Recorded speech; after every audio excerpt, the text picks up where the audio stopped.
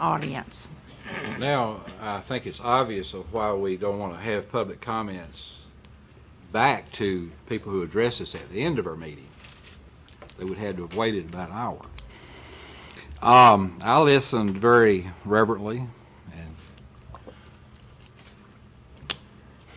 mannerly to the comments that were just made.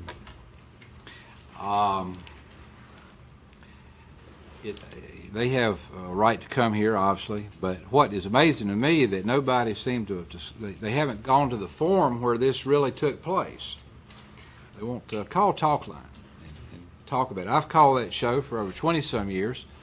I don't call and tell who I am. I don't call and say I'm a county commissioner. I call that show before I was elected.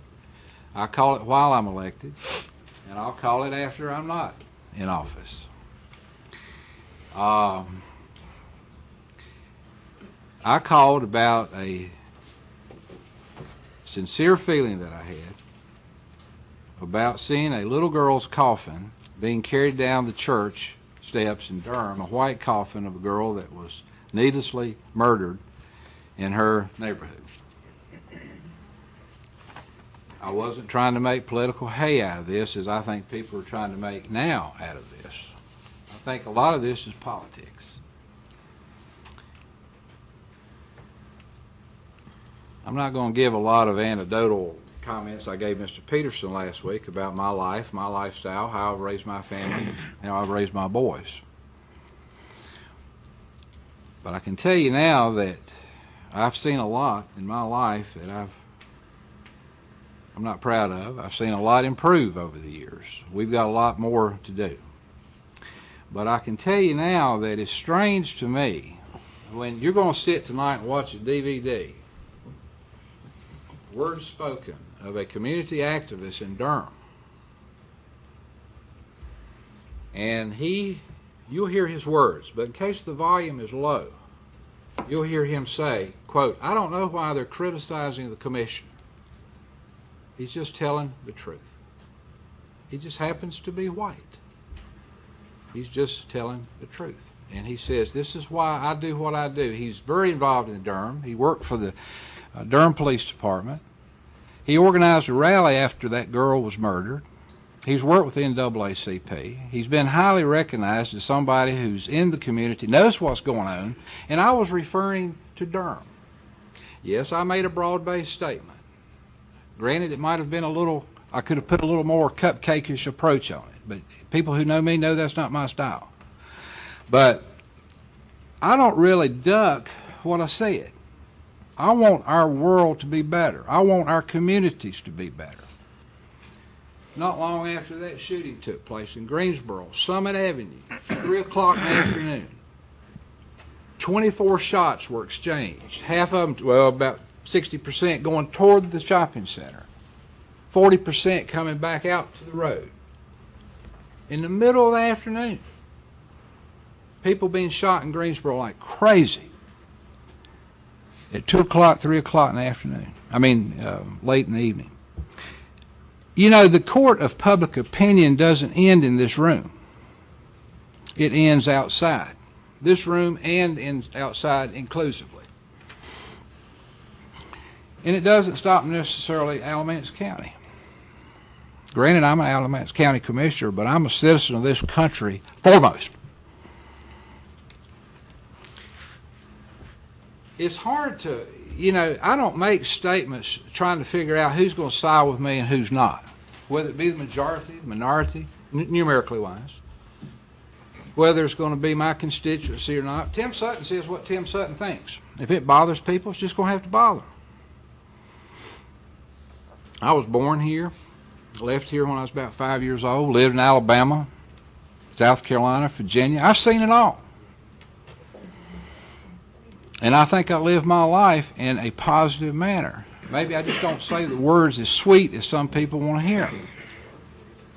But it's hard to think that you might have been wrong when you have a co-host of the biggest radio show in Raleigh sends you an email that says, "Dear Tim, I just wanted to write and commend you for having the courage to speak the truth." Barry Saunders, front page of the Raleigh News and Observer, second biggest paper in the state, highly regarded black columnist.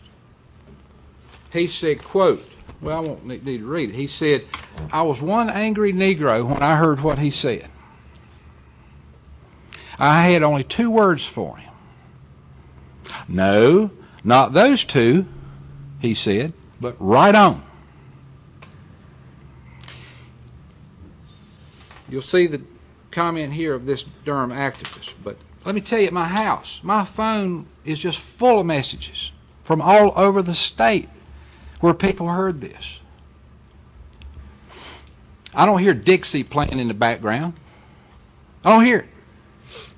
These are good Americans calling me saying, we agree with you. Now, you and I were talking outside, and I said that a man called me, and then I felt like he was a minority, and I think you said, how did you know? And I think I said, maybe again, rough around the edges. He sounded like he might be. Well, I found him, and I called him. And yes, he is a black. He and his wife work in a black, basically a minority. The school system is majority minority, or majority blacks. He is there to help in some special programs. I'm not going to identify him because he's scared he'll lose his job. Not over this. He's just scared he's going to lose it over the budget crisis anyway. His wife's a school teacher. They put me on the speakerphone. They said they heard about this, Channel 14. And they said, we couldn't agree with you more. He said on my recorder, we needed to hear this. We needed to hear it. He said it twice. And when I talked to him, we shared. And he said that he's around black children every day. And his wife was just in total agreement. They said, they were talking about the no snitch policy. Tim Sutton didn't bring it up. He brought it up. Barry Sanders brought it up. A radio host out of Raleigh brought it up. It's ingrained out there in a lot of people's minds. There's a quote, no snitch policy. I didn't create that, but I just want us to do better. And what is shocking to me is that we didn't take an opportunity here to do something positive, even if it was rough around the edges. We didn't take the opportunity to do something positive. We jumped on a bandwagon of let's get him. Well, in all honesty, you know what has really made me get fired up to say and tell you right now? I was going to basically not run again. I was going to serve out this term, let it be 20 years, and take off. But I ain't going to do it. I'm going to run again. Put somebody up and let's see what happens. I have to go with the majority on how I'm. Let's play this and let's watch it, and I'll be through. Was it racist or was he telling the truth? We're talking about an Alamance County commissioner who made a controversial comment about crime in Durham. Diane Rodriguez has the story. Tim Sutton's been an Alamance County commissioner for nearly 20 years, but most recently, he says he's been shocked by the spate of shootings in neighboring Durham County, including one that killed 13-year-old Shekinah China. On Monday, he called into a local radio station to sound off. You think for a moment, I'm just be blunt about it, you think for a moment whites would let people do that without standing? You going to face me, you're not going to be able to do it. We're going to either take you or you're going to take us. I don't know that it has anything to do with the color of one's skin. I think the black community turns their back on stuff. They're afraid to confront the people that are doing it. Socioeconomic, if you don't have a man in the house, if you have divorce rates or no married rates that are what they are, I guess maybe you don't have anybody to confront these people that are doing it. Commissioner Sutton says he doesn't want to do an on-camera interview. In fact, he says he's getting inundated with requests and is declining them. But he told me he stands by his comments, which may have been rough around the edges, but not racist. And a prominent community activist in Durham agrees. Tim Sutton spoke the truth. He happens to be white, but he's telling the truth. Sidney Brody grew up in Durham and organized recent vigils after China's death. No, blacks, we don't do enough. We don't. And that's part of my outrage. Accusations of that commissioner's comments being racist is a diversion, and I don't know why. I don't know why a black leader would hone in on something like that when we've got young black boys shooting 13-year-old black girls here in our city. Brody says until people stand against crime, the killings will continue, and Sutton's comments will continue to ring true. Cheyenne Rodriguez, ABC 11 Eyewitness News. So I'm going to conclude with this. I'm willing to talk to anybody at any time. I'd like to see our community have a positive forum on what we can do to make things better.